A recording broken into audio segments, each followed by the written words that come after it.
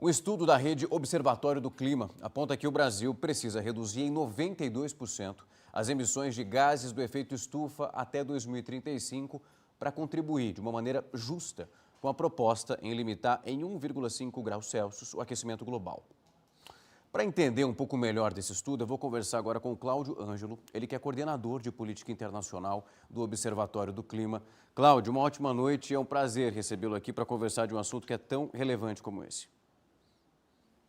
Boa noite, Rafael. Boa noite aos espectadores. Cláudio, quando a gente olha para essa porcentagem alta de 92%, ali é uma data específica onde essa emissão precisa ser reduzida até 2035. Eu queria entender, você como estudioso e analisa isso nos pormenores, qual é o caminho que nós estamos traçando até aqui para conseguir atingir essa porcentagem e conseguir cumprir com aquilo que foi estabelecido pelo Acordo de Paris?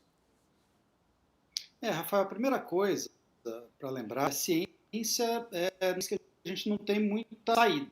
Se a humanidade quiser limitar o aquecimento global a 1,5 graus neste século, e 1,5 graus, para você ter uma ideia, já nos trouxe a do Rio Grande do Sul, nos trouxe a seca da Amazônia do ano passado, e tem nos trazido tudo que a gente está vendo acontecer, por exemplo, aqui em Brasília, com essa fumaceira, na Amazônia e outras partes do país, neste ano. Então, esse é o menor limite de temperatura que a gente consegue manter.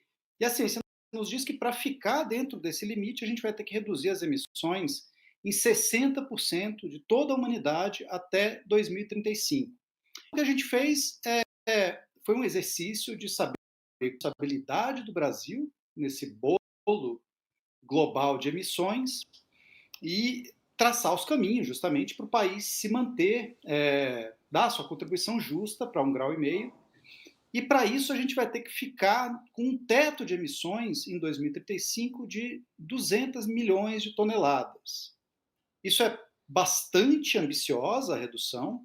Para você ter uma ideia, hoje a nossa emissão líquida está em torno de 1,7 bilhão.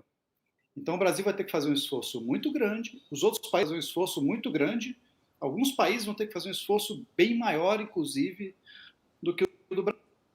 Essa é uma notícia. A boa notícia é que o Brasil está numa posição bastante privilegiada para fazer essas reduções. A gente, por exemplo, precisa zerar o desmatamento no país, como o presidente da República já prometeu e como o Brasil também se comprometeu a fazer, assinando, por exemplo, a Declaração de Glasgow em 2021. Já existe uma determinação de todos os países dentro do próprio Acordo de Paris para zerar e reverter a perda de cobertura florestal até 2030. É a grande medida que o Brasil precisa tomar nessa década.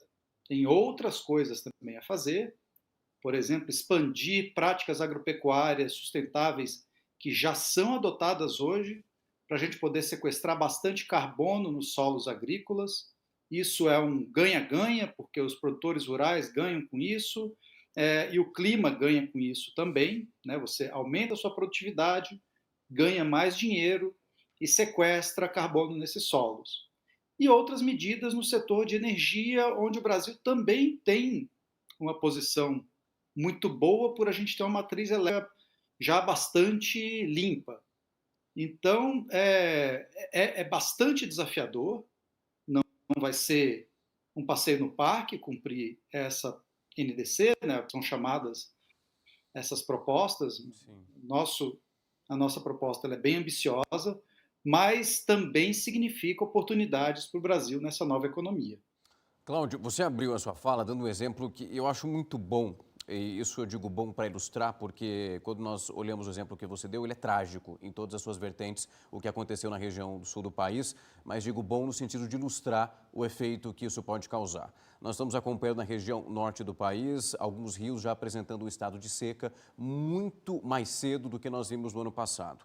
E, às vezes, quando nós olhamos para essa discussão, as pessoas acreditam que isso está muito longe de cada uma delas. Eu queria te ouvir, usar um pouco do seu conhecimento para trazer esses exemplos e falar o que, se esse nível de emissão não diminuir, quais são os cenários que eles pioram, porque muitos nós já vivenciamos nesse momento. Olha, Rafael, quando eu comecei a trabalhar com esse tema, 20 anos atrás, a gente achava que as coisas que a gente está vivendo hoje, que a gente viveu nos últimos anos, só iriam acontecer nos próximos 20. E o que a gente está vendo é que tudo isso foi antecipado. Como disse o pesquisador Carlos Nobre, numa entrevista recente, o clima rasgou o Acordo de Paris. Então, tudo que a humanidade queria evitar, ela já não vai conseguir evitar agora. É um cenário muito grave, é tudo muito mais grave do que a gente imagina. As coisas estão acontecendo muito antes do que a ciência pensava que elas fossem acontecer. Então, quando dizem assim, mas as previsões dos cientistas, elas não são precisas, de fato elas não foram precisas, elas foram muito conservadoras, porque o que eles achavam que fosse para 50, 2060, 2000, está acontecendo em 2010, 2020, nessa década. Então, acho que as mega secas que a gente está vendo na Amazônia são um dos efeitos previstos dessa mudança do clima. Particularmente aterrorizante o fato que a gente está vendo uma grande estiagem na Amazônia nesse momento, na ausência de um El Niño, porque essas grandes secas na Amazônia primeiro normalmente em intervalos de várias décadas ou até de um século. A gente já viu uma super seca acontecer em 2005, a gente viu uma seca acontecer em 2010, a gente viu outra acontecer em 2023 e agora com um intervalo de um ano de diferença entre essas duas grandes estiagens. Em 2024 a gente já não tem um El Niño e a seca está só se agravando na Amazônia. A gente está entrando agora, em setembro, no auge do período seco. Outra coisa que os cientistas já previam fazia bastante tempo era o fato de que o sul da América do Sul, Rio Grande do Sul, Bacia do Prata, aquela região iria ficar, como já ficou, em média mais chuvosa. Então, essa catástrofe que a gente viu em maio no Rio Grande do Sul estava completamente dentro do script de um mundo em aquecimento global fora de controle. E os outros efeitos que a gente vê pelo mundo. Incêndios florestais na Califórnia, incêndios florestais no Mediterrâneo, de calor, ano sim e ano também, atingindo a Europa. No ano passado foram 47 mortes em decorrência de onda de calor na Europa, e só não morreu mais gente porque eles têm dinheiro e eles já estão adotando medidas de adaptação. Então, assim, a lista de impactos ela é muito grande. Tem os eventos extremos, que estão ficando cada vez mais extremos, mas tem também os chamados eventos de início lento, como a elevação do nível do mar, que é uma coisa que acontece ao longo de muito tempo, mas que aos poucos, lentamente, mas certamente, vai causando danos e reversão nas costeiras do mundo, e que trazem um perigo especial quando você tem períodos de maré alta combinados com grandes tempestades. E tem ressacas que causam grandes inundações e grandes prejuízos em cidades litorâneas.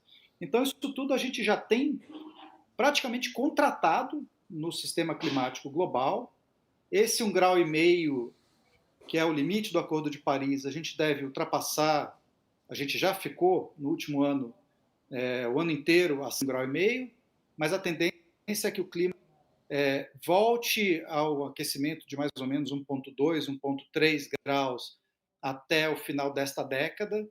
E aí sim a gente, se nada for feito para conter essas emissões, a gente pode ultrapassar 1,5 graus de forma permanente, o que significa a hipótese bastante aterrorizante para mim, da gente ver 2023 e 2024 se repetindo várias vezes ainda ao longo dos próximos anos. Cláudio, eu queria agradecer muito o seu tempo e a disponibilidade para vir aqui conversar com a gente e trazer um pouco desse panorama. É preciso olhar o caminho que nós seguimos até aqui, o que é preciso ser realizado daqui em diante e como o tempo, de fato, ele precisa ser acelerado em relação às medidas e às políticas públicas, não só do nosso país, mas, enfim, de todos aqueles que contribuem para essas emissões. Muito obrigado por falar conosco. Obrigado, boa noite. Até mais.